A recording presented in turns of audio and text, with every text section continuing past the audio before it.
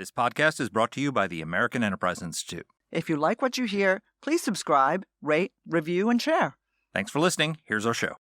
What in the hell's going on? What the hell is going on? What the hell is going on? I don't know what the hell he's talking about. You don't have to know what the hell is on it. What the hell's the matter with these guys? We don't know what's going on. What the hell's going on? Who in God's name knows what it's all about?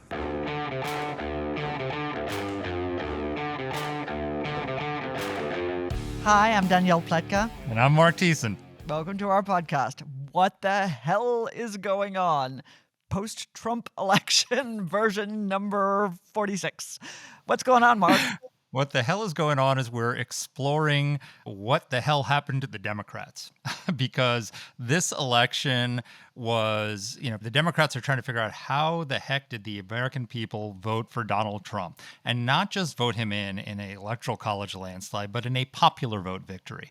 They lost, they always took some comfort in, well, he won the electoral college, but he lost. In fact, my favorite Babylon Bee post of the post-election was Democrats call for banning the popular vote.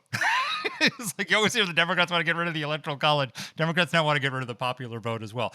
Trump gained ground there's this fascinating chart based on the exit polls in the Financial Times with every single demographic group except voters over 65 and white college women. Every other demographic group, Hispanics, Black, Asian, young voters, male, female, non-college educated, white, Black, you name it. Everybody moved in Trump's direction in this election. And so the Democrats have got to be sitting there looking at this and saying, what the hell happened? And we've got the perfect person to give us the answer to that today. We do, and our listeners know Rui Teixeira, but I got to say, Rui's work has been all over the place. It's been in on the Substack that he co-founded, The Liberal Patriot, that we love. It's been in the New York Times. He's obviously wrote a book last year with John Judas. You cannot blame Rui for not trying to sound the alarm.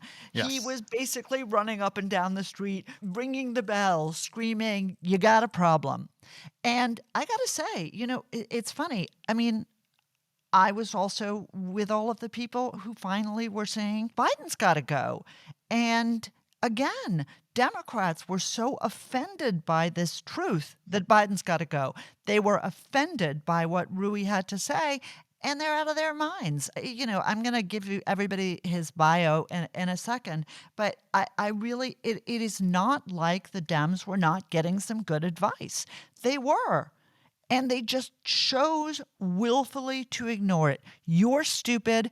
The working class is always with us, and wokeness is not a problem. It's like, guys, where do you live? Well, it was a perfect storm of wokeness and incompetence, right? Yeah. So you right. have, you had this inflation, and they kept looking at the economy and telling people, oh, the economy is getting better, the stock market's doing great, inflation is lower.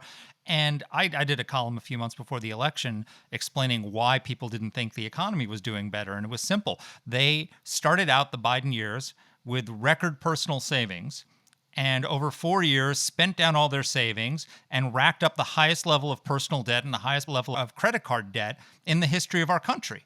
In just 4 years, 60% of the country was using credit card debt and payday loans to buy groceries.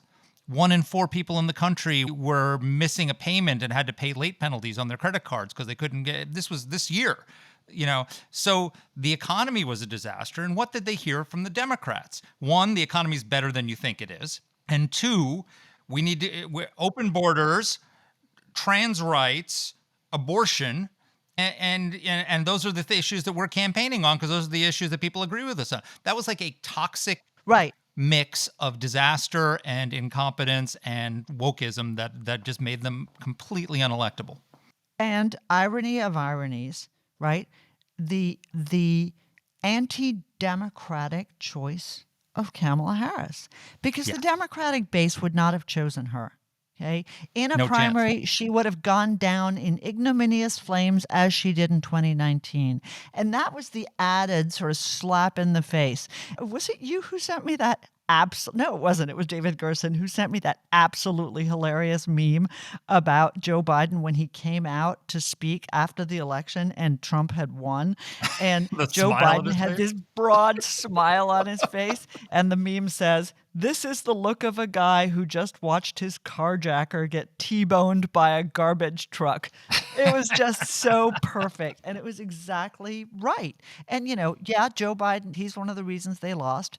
But the whole thing about not listening to the people was basically the main reason. They told people not to believe their lying eyes. No, there isn't crime. No, you're not poor. No, there aren't illegal aliens living all over New York City, Chicago, Texas, New Mexico, Arizona, California. That's the problem. And Anyway, yes, men can become women and they should play in women's sports.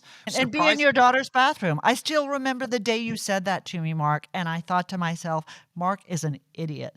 He is just.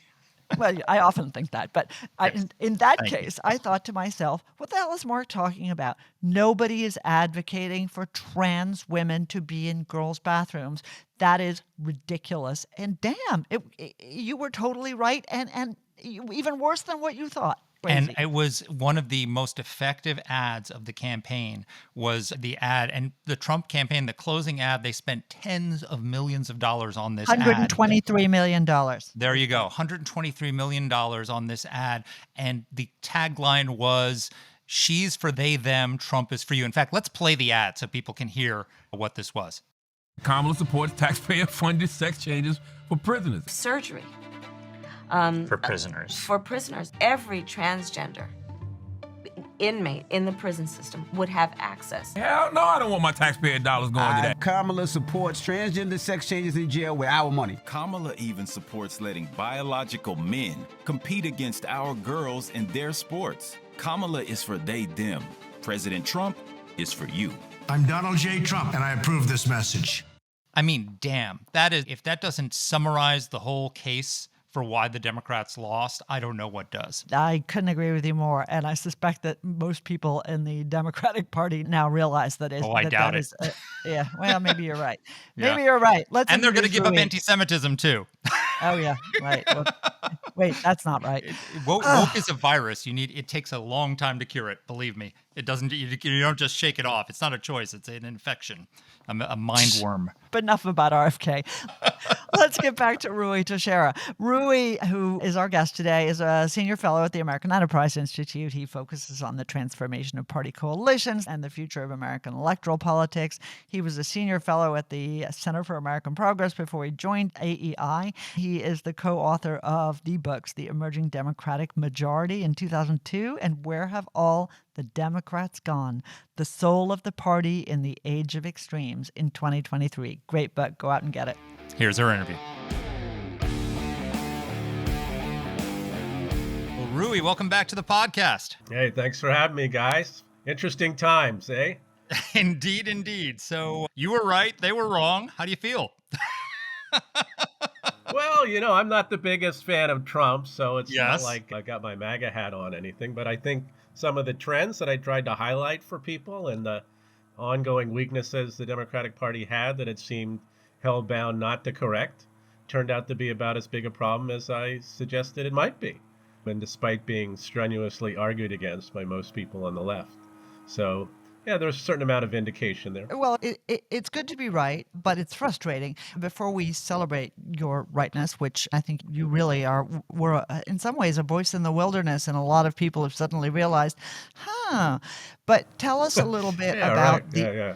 Right. Well, that's what happens. But tell us a little bit for our listeners about the argument that you made. You've been on before, but give it to everybody fresh. Right. Well, certainly there are a lot of strands to the argument, but the basic idea was, when I particularly started making this argument after 2020, when I felt that it was pretty clear from the election results and the shift of the Hispanic vote and the working class vote overall against Biden, despite what the polls said and despite how weak Trump was, and the Democrats losing 12 House seats and so on. This was a reflection of the way the Democratic Party had evolved in the previous period of time, when it had moved quite far to the left on cultural issues that were not really in the wheelhouse of most working class and indeed most non-white voters, and they were sort of oblivious to this, right? They thought, well, basically since we won the election, we have a mandate to have a transformational administration.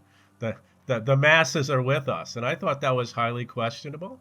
I thought that Democrats' weaknesses that had evolved over the teens were just coming home to roost already, even though, yes, they did win the presidency, blah, blah, blah, and by a miracle they won the Senate. But I did think that underneath it all, you could see that the tectonic plates of American politics were shifting against the Democrats, that their whole theory of the case about how the demographics of the country were shifting in such a way as to make their victories almost certain. They would always have the non-white voters at basically the same level.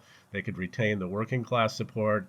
And, their BFFs, their new BFFs, white college graduates who continued to move in their direction would put them over the top. And that was actually a very salient fact from the 2020 election, which I tried to flag a lot, is if you compared 2012 to 2020, about the same popular vote margin for the Democrats, two winning elections. The only demographic that really moved in their favor was white college graduates. There's about a 16-point margin shift toward the Democrats between those two elections and a 19-point margin shift against them among non-white working class voters. It's a lot. And that's sort of the core, arguably, or should be, of the Democratic coalition. But they were clearly moving in a different direction. So, fast forward after 2020, the Democrats felt they recovered in 2022 and 2023 with their relatively good performance in the midterm, and then really killed it in a lot of special elections. But as a number of people observed, this just primarily, to some extent, reflected the fact that Democrats were becoming low turnout election specialists. They had the most activated, educated base, and they would turn out in elections like this. Peripheral voters who maybe would show up in presidential elections. The data over and over showed that they were far more Trump sympathetic and far more conservative on a lot of these issues than Democrats. And no, they were not all going to turn out because they cared about abortion rights. So, people poo-pooed that. They said, some people famously argued there's an anti-MAGA majority in the country, and all we have to do is activate it, baby. I mean, that's it. All this bedwetting about the Democratic coalition is a bunch of hooey, but it turned out not to be hooey. It turned out that there's a pro-MAGA majority, not an anti-MAGA majority, that did get activated, for better or worse. And basically, in this election, you saw exactly the same weaknesses that I'd outlined before come home to roost even more firmly, right? You saw the margin among all working class or non-college voters for Trump triple from 4 to 12 points. You saw another, maybe 15-point margin shift toward the Democrats among Hispanic. You saw a collapse of the Democratic vote among, younger voters, under 30, which is basically Gen Z at this point. I mean, this was extreme disappointment to the Democrats, including a 14-point decline in support among young women who were supposed to be the ones who would all show up at the polls because they were all, sort of activated by abortion rights issues. None of this turned out to be correct. It didn't turn out to be correct that you could mobilize a majority in your favor basically by talking about how Trump's a fascist. And, they were very, very bad people. And we must all show up at the polls to do something about that. And anyway, people are so misinformed about the economy. It's so great. This is clearly, they're in the thrall of Fox News and Mark and people like Mark. And, this was, they'd see the light. Hey, that part was right. So anyway, that's a very short version of some of the arguments I've been making. And I think now we're seeing, if they're going to be able to sort it out. I think there's still a ton of resistance to the idea Democrats have moved radically, basically way too far to the left and culturally. So really out of the touch with the median voter. And indeed, the people who run the Democratic Party appear to still be out of touch with them. So I think there's a lot of resistance to that. But we'll see if they're able to sort things out. I mean, to me, you look at these election results, and I think it's hard to make the argument that being sort of hard left on cultural issues is not a big liability for the Democrats. A big liability. Maybe out where I live out in Montgomery County, inner suburb, it's not a liability, but most people don't live in inner suburbs of big metropolitan areas. A quick follow-up from me, because, this is not the Democratic Party that you wrote about, 20 years ago. And And I'm curious. I know it's happened. I think anybody who's sentient knows it's happened, knows that the Democratic Party has stopped being, the party of what one resistant member of Congress called the party of the kitchen table, to being the party of the faculty lounge. But how did that happen? Well, that's a long and tangled tale. We try to tell some of it in our book, Where Have All the Democrats Gone, that I wrote with John Judas, which came out about a year ago, and at the time was, I don't know, I guess respectfully treated, but people on the left thought it was way too harsh. We were overstating the case. And in fact, I think in some quarters of the left media, basically they ignored it. So we did try to tell that tale about how the Democrats had evolved over the course of the 21st century away from its more traditional commitments around, basic economic issues, around being attentive to the interests of the working class. Not that there weren't signs before that. It's a long-term evolution. But it seemed like particularly in the 21st century, it was getting away from that. And the professionals, the liberal professionals who basically staffed the Democratic Party, who staffed the nonprofits, who staffed the advocacy groups, who are on academia, who run much of what we now call legacy media, they were totally on board with all this, including the younger cohorts who were coming into those institutions, who had, I don't know if you want to blame it all on the universities or just, other phenomena, but they clearly had a different point of view on what Democrats and being a progressive should be all about. And they were basically privileging a lot of these issues around race and gender, around climate for that matter, around, we can't be tough on immigration, we can't be tough on crime. That's like basically racist and xenophobic. So ideas that I think 20 years ago, Democrats would have said, what are you talking about? We can't say that. That's kind of nuts. People would get upset, and I don't even know if that's true. By the time you get to 2020, I think that a lot of this stuff becomes the common sense, as it were. It's not very sensible, but it was the common sense of the people who ran the Democratic Party, the people who staffed it, the people who advocated for it, the people who supported it in associated institutions. They all bought into this. For want of a better word, you could call it wokeness, you could call it social justice ideology, but it had a huge influence on the Democrats and how they presented to voters. The brand, what is the Democratic Party all about? Is it all about, uplifting the working class, or is it all about, fighting structural racism? Those are two different things. And only one of those is actually likely to be very popular with voters. So, this did evolve over time, but I do think it becomes accentuated in the teens and crests really in 2020, 2021. Musa El-Garbi has a really good book on that you may be familiar with, called We Have Never Been Woke. But anyway, lots of people have documented this. I think it's a undeniable trend. And when your party is defined by the views of liberal college-educated people who live in metropolitan areas, particularly in certain coastal and other dynamic areas of the country, you are not going to have an appealing image for most of the people out there in so-called flyover country, right? The reason why they don't identify with you anymore is you don't identify with them. And that's a big problem. So there's so much I want to unpack with you, but just an overarching question first, which is, did Trumpism mask all these problems within the Democratic Party? It became like the easy excuse for them not to address the internal problems, because he won in 2016, and then Republicans lost the 2018 midterms. They lost the 2022 election. They did poorly in the Joe Biden didn't turned in, was the most unpopular president, but yet he turned in the best first midterm performance since JFK in 2022. So they were just thinking, well, we'll ride this Trump sugar high to another victory. It seems ridiculous now, but this is the guy they wanted to run against. They wanted this matchup. They didn't want the Republicans to pick somebody else.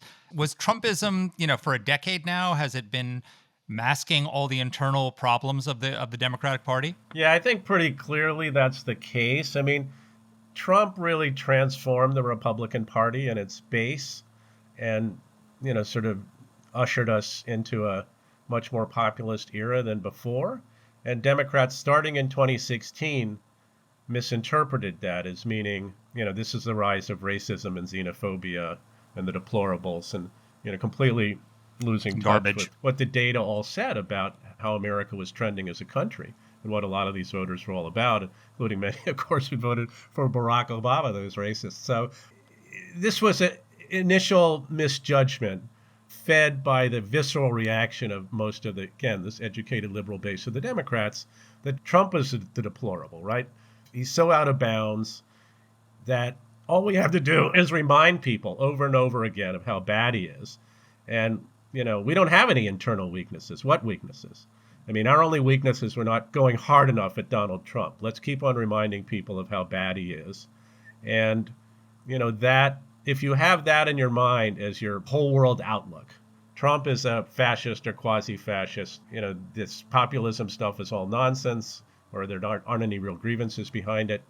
We just have to keep pushing on this guy until he falls over. And they felt they did that a bit in 2020, though. Again, we talked about how in 2020 it was obvious that there were key weaknesses that were evident even in that election. But going toward this election through 2022, when they did, as you pointed out, relatively well, and they did well in the special elections, it did basically breed a certain amount of, for want of a better term, just laziness on the part of Democrats. We don't need to fix anything. We have this big fat target in Donald Trump, who, the data did say was pretty unpopular, and people think he's got all kinds of problems. Since we know, astute analysts that we are, that he's basically the second coming of Adolf Hitler, all we have to do is basically tell people over and over again that that's true, and they will certainly, especially in light of what happened with Dobbs and so on, add the abortion rights stuff to the equation. Basically, this is a gimme. All we got to do is keep pushing that line, and other ways in which people might not like us, it's all irrelevant. The trans stuff irrelevant, the race stuff irrelevant, the border stuff irrelevant, the crime stuff irrelevant. It's all ginned up by Fox News anyway, and people like Mark. So, yeah, I think it is very lazy. I think it was an easy way of looking at the world that would allow you to take what was sort of the easy and almost, in a sense, for Democrats, painless way to approach politics. Everybody hates Trump. We hate Trump. Let's talk about how hateful Trump is, and that's our politics. And I think that was a mistake. I think it led them away from understanding real problems they had, like, for obviously the border was a huge issue that was ignored for way too long. The issue of inflation, which originally, remember, was supposed to be transitory, which turned out to an absolute killer for the Democrats in terms of their view of voters, in terms of their ability to manage the economy. Huge, just absolutely huge. And I think underlying the failure to grapple with those issues in real time as they were happening was a sense that we're just, the Republican Party is so bad and Trump is so bad that our foibles, we don't need to attend to them as much as, sort of common sense might think you should, because we are keeping the barbarians from the gates. That's our job, and the American people will realize how right we are. Well, apparently they didn't. So one of the criticisms of Trump before this election was, particularly in 2020, was that he ran a strategy of base maximalization, right? That you pour gasoline on the embers and fire of your base and get them ginned up, and your base will outperform their base, and all the folks in the middle can just choose between the two options that they hate and be forced to make that terrible choice. And it seems like in this election he did a much better job of expanding his base, of appealing to people, the skeptical voters, and they sort of won them over. Did the Democrats fall into that same trap? It seems like they didn't put a lot of effort into winning over the people in the center, and it was all base maximalization. It was abortion. It was border, the immigration liberals. It was the trans. It was like all the cultural, things that alienate the center. They seem to be focused on just pouring gasoline on that fire to win, turn out their base, and thinking that abortion was going to save them, and it didn't.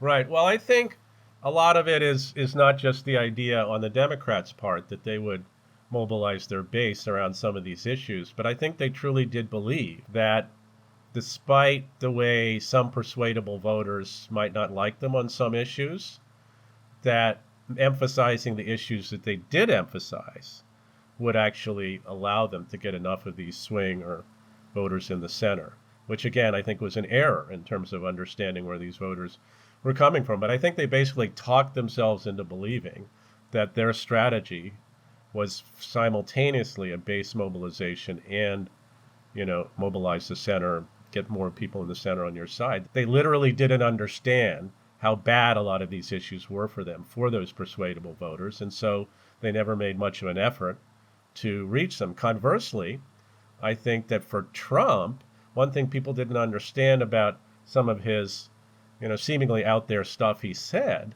was, yes, that mobilized his base, but it actually was pretty good for reaching a certain number of persuadable voters who are absolutely fed up with what the Democrats are about these days, fed up with what we used to call political correctness, fed up with a lot of stuff that was happening in the country they associated with Democrats that seemed basically, pardon my French, batshit crazy. So I think people didn't understand that what Trump was doing wasn't just a base mobilization strategy.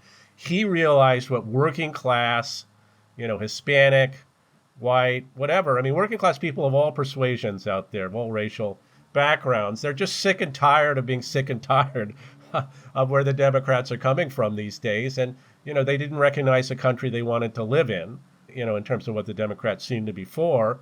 And by being as outrageous as he was actually expanding his coalition. And I think people didn't understand that because those kinds of voters don't look at this the way, say, people like us might, pay close attention to everything that's going on. When an outrageous statement by Trump comes along, we shake our head and say, oh, that's just so bad. I mean, how can anyone vote for this guy? He's just, he's just the worst of the worst. That's not how most voters process information and process these kinds of events. They're more like, hey, that's pretty funny. What a guy. This is so entertaining. Or, yeah, I kind of think that myself sometimes, So I think a failure to understand really the people is at the root of this, and confusing the people with the, your neighbors in some upscale suburb, right? I mean, that's not the country, baby. And I think Democrats are going to have to get used to that.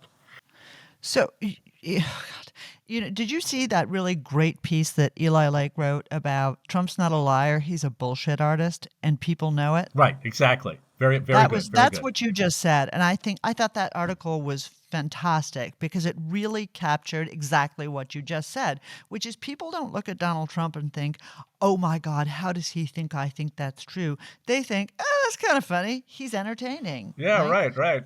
Hey, what a bullshitter. I love it. Yeah, exactly. And this is, I do think that Eli really caught something smart. I want to ask you about something, Mark. I told both of you I'm here in the Bavarian State House talking to you both and having, by the way, much more fun than... Hello out there in Bavaria.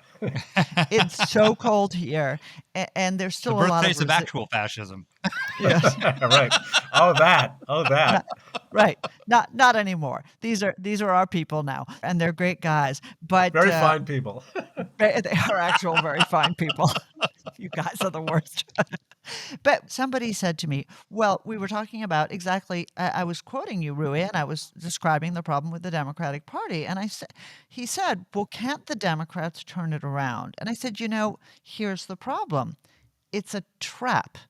Because once you have an education system that teaches this for 20, 30 years, once you have an elite that believes this and is in the direction of the party, once you have a primary system that emphasizes this, it's very hard to turn people around. But, maybe I'm making stuff up. Tell me how easy it's going to be for the Democrats to claw back this traditional constituency and marginalize the they-them people. Right. Yeah. I think that's a very good question, and I think it won't be easy.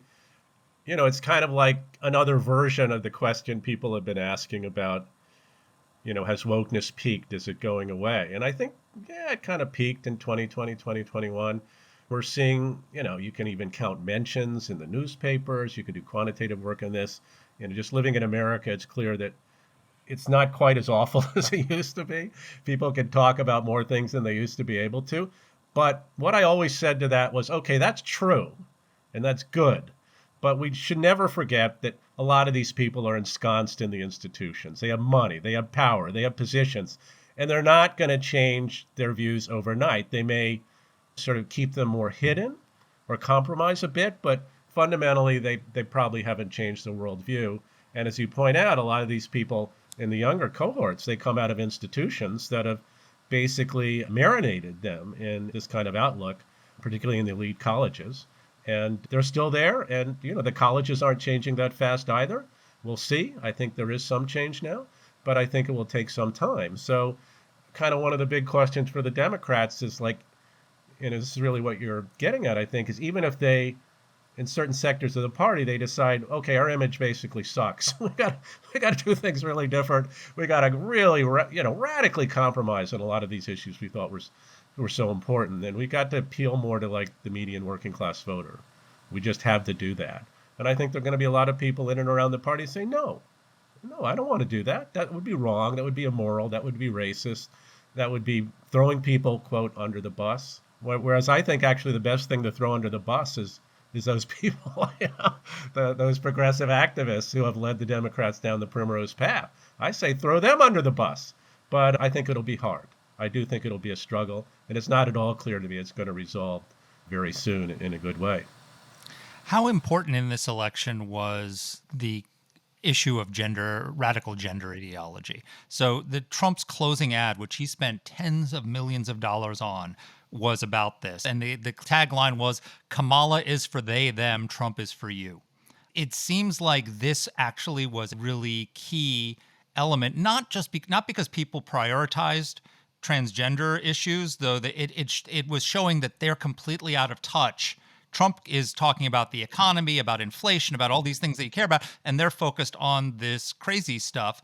And on top of that, I think the country, a lot of people initially were sort of didn't want to touch this issue because it's just like no one wants to be mean to people who, are going through this kind of stuff. But it became so ridiculous and so in your face everywhere that people just got sick of it. Talk a little bit about how the transgender issue played a role in this election. Yeah, no, that's an important aspect of this. I mean, there was even, I think I read this, that one of the main Democratic PACs did some testing on that ad and found it was the most effective ad of the campaign, and it literally moved enormous amounts of voters over to Trump's side. I mean, this is, and usually when you do these ad testing analyses, most of them don't matter that much, but this one really seemed to have an effect. I remember the first time I saw it, I said, whoa, now that is an ad. That could really have an effect. Of course, there was the usual strenuous denial about how, they're making a big mistake. Nobody cares about trans issues, blah, blah, blah. And, I've been thinking for years that the trans issue and just how far down that path the Democratic Party has gone, and indeed left parties in general, would eventually be a huge problem for them. And I think for a period of time, the people's basic standard reply to that is, well, yeah, I mean, there are some people out there who don't like it, but it really doesn't matter. Trans stuff doesn't matter in elections. And people basically made that argument on the 2022 results. But I always thought it's lurking out there. I mean, you don't know when this is going to pop, but it will pop because you're basically standing for something that is completely out of the wheelhouse and inimical to the view of an ordinary normie voter. You're basically telling them they have to believe X when they believe not X, right? I mean, some of the stuff it gets associated with is just too weird. All the pronoun stuff, all the boys and girls teams basically handing out surgery and puberty blockers like candy to young kids who are confused about their gender. And the fundamental point, biological men are different from biological women. And you cannot become a woman by saying you're a woman if you're a biological man. That just became so controversial.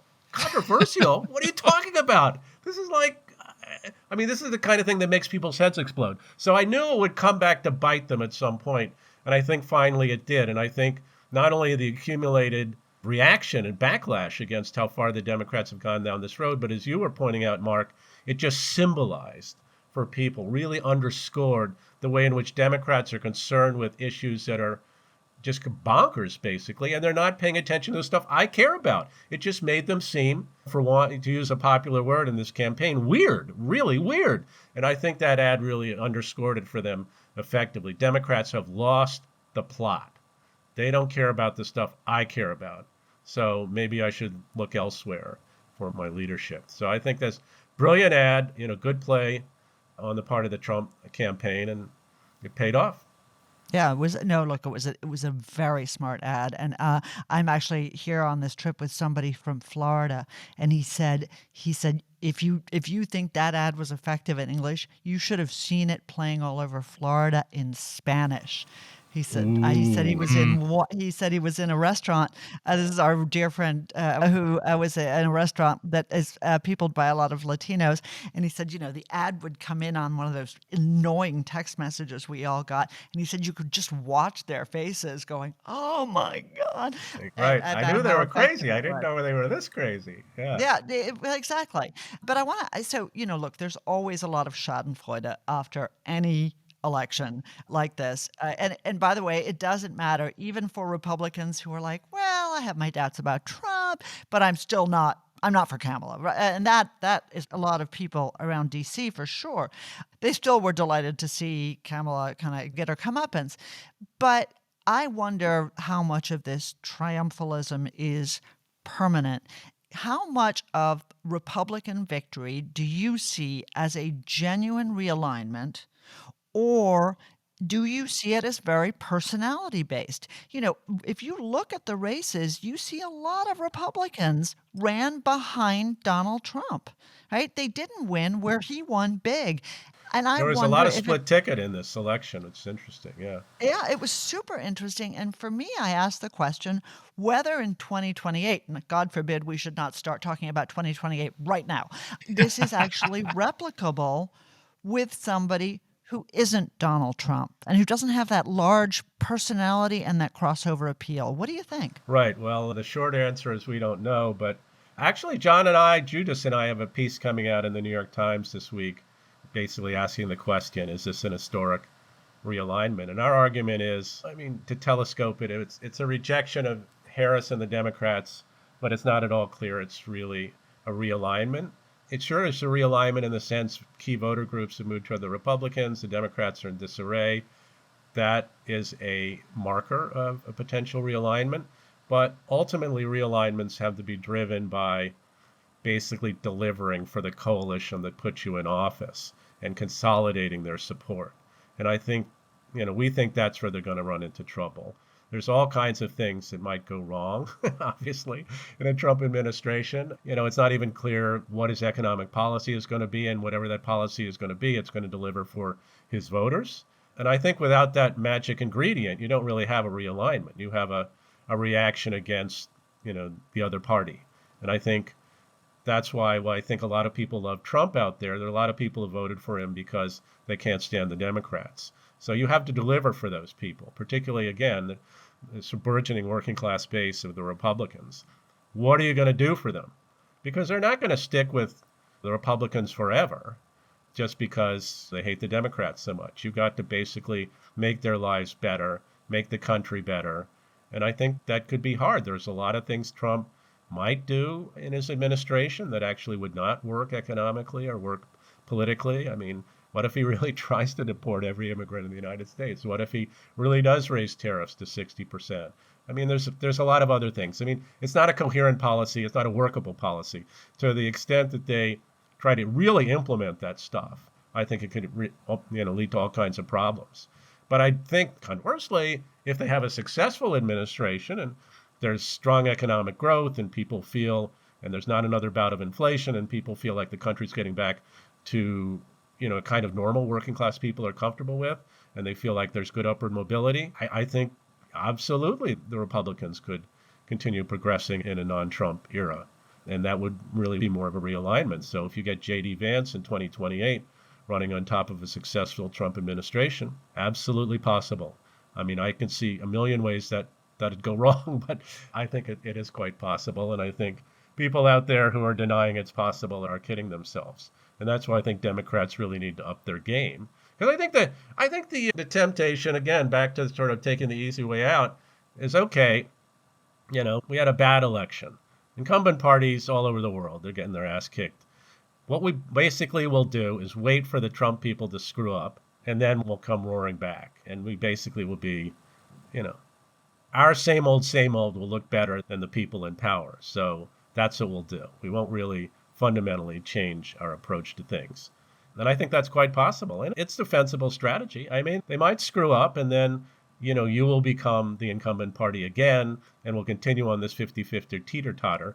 That's no real realignment in any sense toward either party for a considerable period ahead. I mean, Yuval Levin and I wrote a piece, Politics Without Winners, that came out before the election, where we made this case that, we're in a period of American politics with very close elections where neither party seems really intent on becoming a dominant majority party. And we may still be in that period. I can really see that being possible. And Republicans who are feeling really giddy about this election should remember it actually was still a pretty close election. And you've got a lot of voters who you now have to satisfy. You have an expanded coalition, and their attitude is going to be, what have you done for me lately? And unless you can answer that question in a way they find convincing, you're not going to keep them around. You're renting them, not buying them. That's an interesting way of looking at it. So I want to focus back in a little bit on the Democrats' strategy and sort of the extremism. We've talked about the trans extremism. We've talked about the border extremism. The one issue they thought was really going to help them was abortion, and that the Dobbs decision was going to be a big boon at the polls. And it turned out that Dobbs actually helped Trump because they put all these abortion referendums on the ballot in all these states, including in Arizona and in Nevada, thinking that this would draw pro-choice, pro-abortion voters to the ballot. And what ended up happening is that a lot of them voted for the abortion referendum and then didn't feel they had to vote for Harris too. So they were split. You've talked about ticket splitting. They were voting Trump for president and for the abortion referendum in their states. So it seems like Dobbs actually helped Donald Trump because by moving the issue into the states, it gave people an outlet to address the abortion issue in the states, and they didn't feel they had to address it on the presidential ballot. Do you agree with that analysis? Well, do we really know that that's true? I mean, the abortion referendums in all. I know they passed, and I know that in some of these states Trump won. But do we know that the extra voters brought to the polls by the abortion referenda would not have voted otherwise and voted for Trump? I mean, we don't know that, right? Do we? Well, we know that we know that people are quite capable. We knew that from the 2022 election. We knew that people could be pro-choice or vote for a pro-abortion referendum and still vote for Republicans. And we saw that in spades in this election with tons of people who, as you point out, voted for abortion rights kind of referendum thing, but then just turned right around and voted for Trump. I'm not questioning that. I'm questioning whether the abortion referenda by themselves were, sort of a way of bringing more voters to the polls who otherwise wouldn't have voted and then voted for Trump. I mean, I think that's she underperformed the abortion referendum significantly in some of these states. Democrats did in 2022 as well. So, I mean, I think to me the key fact is the idea that abortion rights per se was an automatic, sort of an ATM for Democratic votes was just incorrect, because tons of people are quite capable of having their own view on abortion rights and still voting for Trump and the Republicans. And I think that was clearly true. And I think Trump cleverly diffused a lot of that stuff because he said, no, I wouldn't sign a national abortion ban. Absolutely not. And he said, well, let's just leave it to the states, which of course is what Dobbs does. So I think for a lot of people, it's like, oh, that's kind of reasonable. I guess if I want a liberal abortion law, I can have one in my state. And obviously, that's what a lot of these abortion referenda were about. And I just think it wasn't the deal breaker talking about abortion rights that Democrats talked themselves into believing it would be. To me, the solid kernel here that cannot be gainsaid is that people, a lot of pro-choice people are quite happy to vote for Trump and at least some Republicans. So that was clearly a factor in this election. I mean, I'll go back to something I mentioned earlier about young women, right? Wasn't it supposed to be the case that women under 30 were going to spike toward the Democrats and have this massive turnout because they're all fundamentally motivated by abortion rights? Well, apparently not, because Kamala did way worse than Biden among young women. So, I mean, this does not compute, right?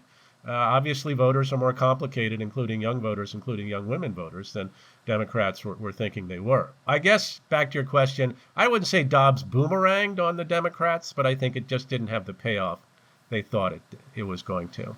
So, exit question for me, because I know we could basically keep you on for a couple of hours and really enjoy and educate ourselves. But I'd run out of stuff to make up, so we can't do that. you are never going to. It's been such a pleasure having you around this year. I feel lots and lots of triumphalism towards the Center for American Progress that we stole you away. But Yeah. Screw those people. Exactly. But one of the things that our producer Ben gave us in our research is not just research about what you've written and about some of the polls and all the rest of it. He also gave us a couple of really hot bad takes, and it there's no dearth of those. Yeah. It pains me not to abuse the living daylights out of Ben Rhodes, who is a man who only has bad hot takes, but instead I'm going to go after and bad someone not else. Hot takes. Bad lukewarm takes, but I'm going to go after someone else who also has a terrible take.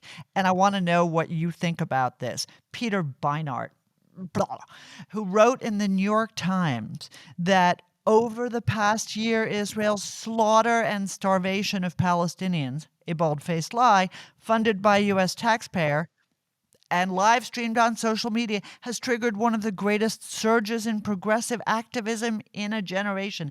First of all, why would you want to take up those anti-Semites and say they're your people? But second of all, he says the Democrats lost because they betrayed those anti-Semites. What do you think? Well, I really thought that was kind of an extraordinary op-ed. I mean, leaving aside his, shall we say, somewhat one-sided view of the Israel-Palestine issue in Gaza, there was absolutely no evidence adduced in this op-ed that would show that it was a decisive factor in this election. I mean, yeah, maybe, buddy, but, where's the data? Where's the evidence? There was nothing other than an assertion that there was this vast progressive upsurge because of the Gaza situation, and because of that, something, Democrats lost the election. I mean, not to put too fine a point on it, but this is complete bullshit. He has no idea what he's talking about. None. Zero. So, I don't get it. I mean, people are capable of believing all kinds of weird stuff, but I guess for Beinart, it comes kind of easy.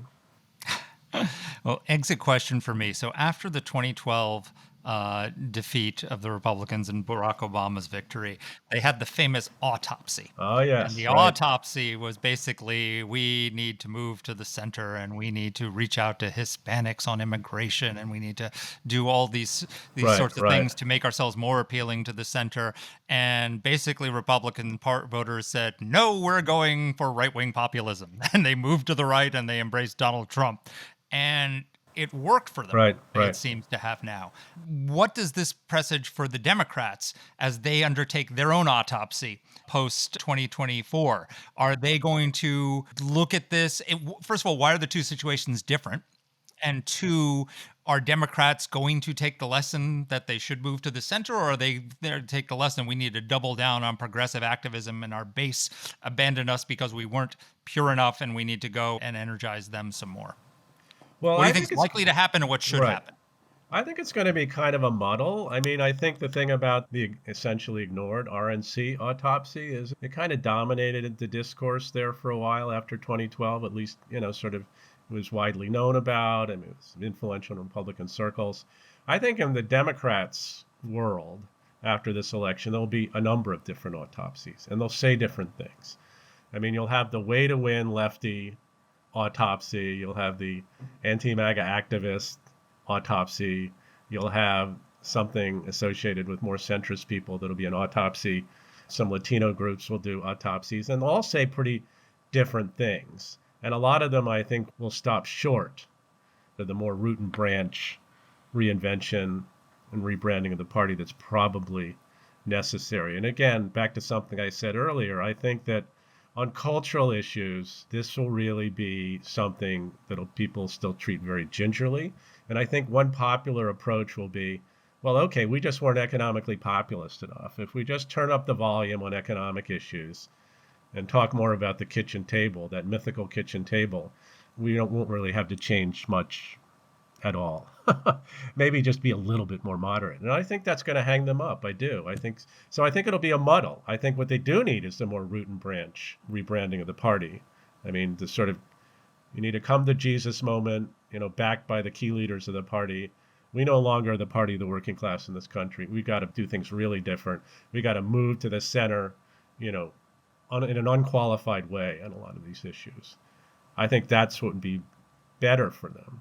But I don't think it'll happen, at least immediately in the aftermath of this election, through the autopsies. Because, again, I think they'll all contradict each other. And I think there's a lot of people, again, as we were discussing earlier, in and around the Democratic Party who aren't really too interested in rebranding the party in a big way. They sort of want to keep their powder dry for, when the Trump administration screws up, and then they can get back in power and everything will be fine.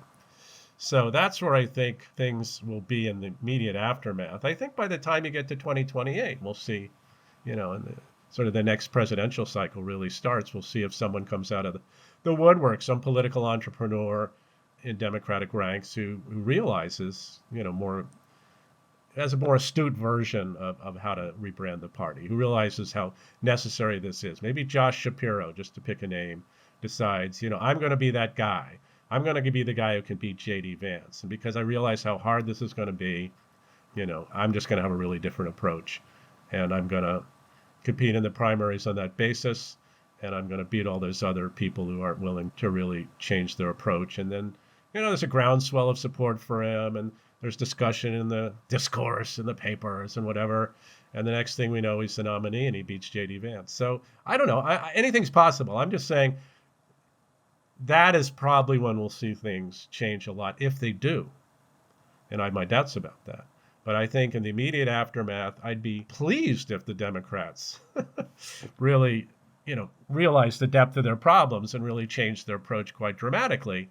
But I don't expect it to happen because, I think it'll be a muddle with all kinds of conflicting points of view and all kinds of party actors and interest groups out there who really aren't that interested in changing much at all. Well, Rui, as anticipated, you are outstanding. We love having you at AEI. We love having you on our podcast. And thanks so much for being such a voice of reason. We always love to have people from the other side of the ideological spectrum on with us who are reasonable and who speak truth and make the case for their point of view. And we love having you on the podcast. Hey, thanks. I'm trying to model good behavior here for people on the left. Thank you, Rui, so much. Thanks a ton for being with us, really, and for everything you're doing. No problem. Love doing it. Till next time, and have fun there in Bavaria with your very fine people. So, Danny, Rui ends by saying, well, maybe Josh Shapiro can win in 2028. And I'll tell you what I find interesting about that is that, we often sit around here saying, where's the next Ronald Reagan? The Democrats ought to be sitting around saying, where's the next Bill Clinton? Because ultimately, politics, I think we're both foreign policy wonks.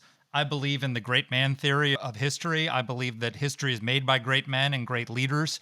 And, that's why Zelensky stood tall in Ukraine and the president of Afghanistan fled. And it made a huge difference. As great men make history, great men also make political history. And so the only way, we can sit here and talk about what the Democrats ought to do, but they're not going to do it unless they're led by somebody who will lead them out of this political cul-de-sac they've walked themselves into. And I don't know who it is. Maybe it's Josh Shapiro. Maybe it's somebody else. But you tell me what you think. I was actually thinking about this. Weirdly, you won't believe this. I couldn't sleep last night. And I was trying to bore myself to death by thinking who would be a great next up for the Democrats.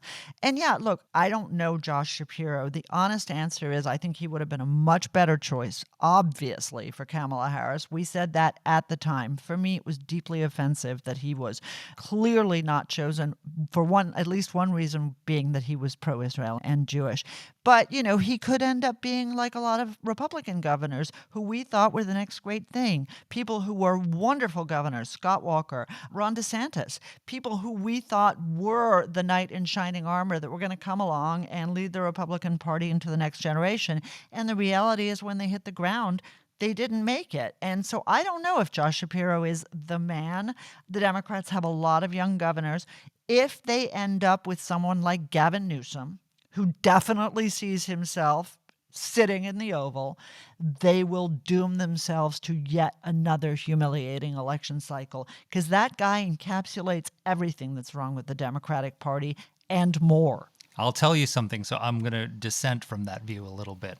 Because Gavin Newsom, I agree with you, he represents everything that's wrong with the Democratic Party. California is, until Gavin Newsom came along, for 140 some odd years, people had been moving to California, and it was only after he came into office that people started leaving California and the population started declining, which had never happened in the history since the founding of the state.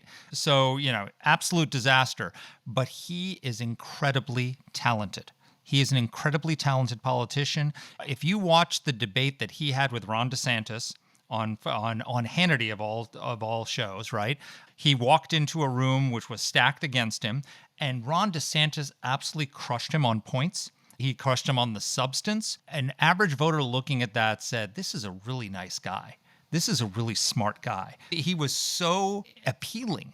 And his willingness to go into the lion's den and take on all that, and the way he argued, he's on substance an absolute disaster.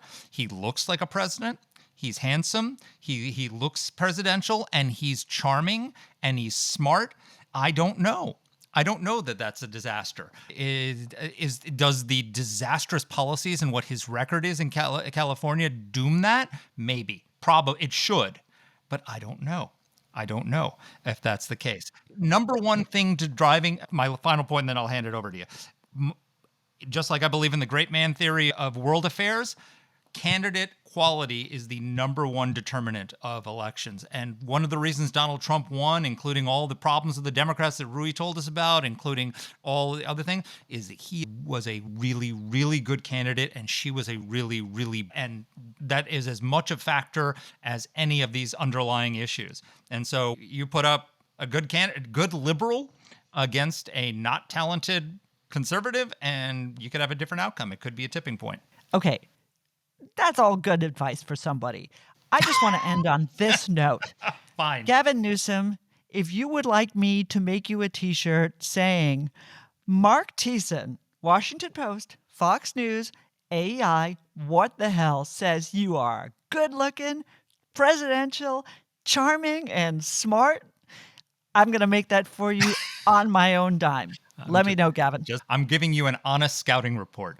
He's a disaster. No, I know you are. He's a walking disaster. But in terms of substance and what he's done to that state is unbelievable and possibly can't be overcome. But don't discount his talent. He is a smart, good politician. I loved it. And I love you being fair. That's what we need. Need to be honest about everybody. With that, folks, thanks for being with us. Take care. See you next week. Let us know what topics you'd like us to cover. You can get in touch with the show by emailing us at whatthehell@aei.org. Or you can reach us on Twitter. I'm at @dpletka. And I'm at Mark Thiessen. That's Mark with a C. Please rate and review the podcast. If you like the show, please subscribe, share it, comment on Apple Podcasts, or wherever you're listening to this. Thanks for listening.